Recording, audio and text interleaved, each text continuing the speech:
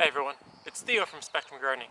So there's a few varieties of garlic at the Hope Community Garden which are ready, and we're going to be pulling that today. But there's a couple things we should be keeping in mind when digging up a garlic in order not to damage it. So like I showed you in a previous video, we don't want to be taking the garlic by the stem and pulling it out like that. That can lead to damage. What you want to be doing is using a pitchfork like this, scooping it under it, and gently kind of lifting it from underneath. You can see that there's quite a bit of soil still left on this one. What you don't want to be doing is taking it and banging it against the ground or your hand like that. That's actually going to damage the garlic. You just take your hand and you just gently release the soil like this, and you get it off just like that. You don't need to worry about the little details for now, because in the drying and curing process, that's all going to kind of dissolve kind of into fine dust, and then you'll very easily just be able to brush it off.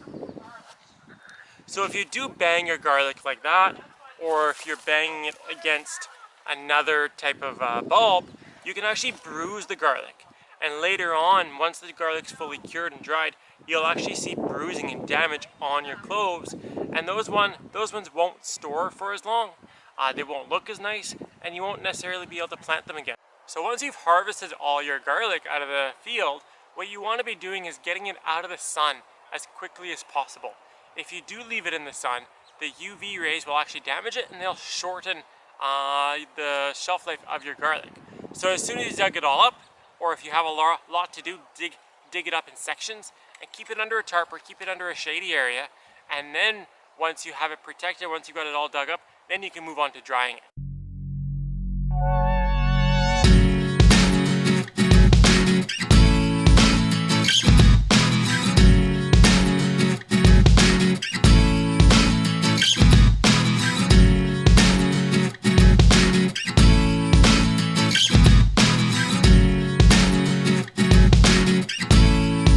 What the community garden has done here, they've cleaned up their garlic before they're going to dry it. They've cut off the roots, they've peeled the outer layer, and they've cut off all the kind of tips up here. You don't need to do that. The easiest way to dry garlic is just by taking your cloves just like this. They still have dirt on them, they still have roots on them, they still have everything, and just hanging them or just laying them flat just like this. And once they're dry, all this soil that's still attached to the roots and on the paper, that's just gonna become dust later on. And you're gonna very easily be able to just brush it off just like this. And then once it's fully cured, it's gonna look pretty much just like this, but with less work.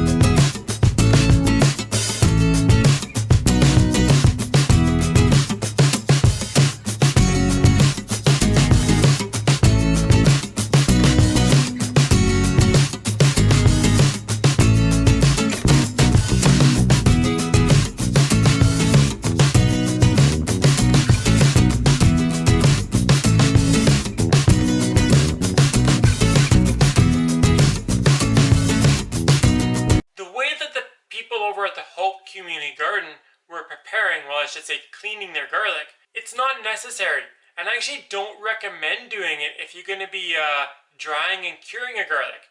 If you're going to be selling it fresh at a market, yeah, okay, go ahead, do exactly what they were doing. You're going to have a great marketable product. However, if you're going to be drying it, you want to take it from the field basically as the way it came out of the ground. You just knock off a bit of soil from the root structure, and you just plop it on your shelves, or you tie it up on your rafters, or wherever you're going to be drying it. So I'm going to be drying mine inside my house. Yep, inside my house. That's right.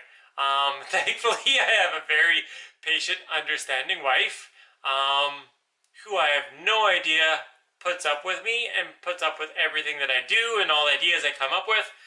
But she does, and I'm very thankful for it.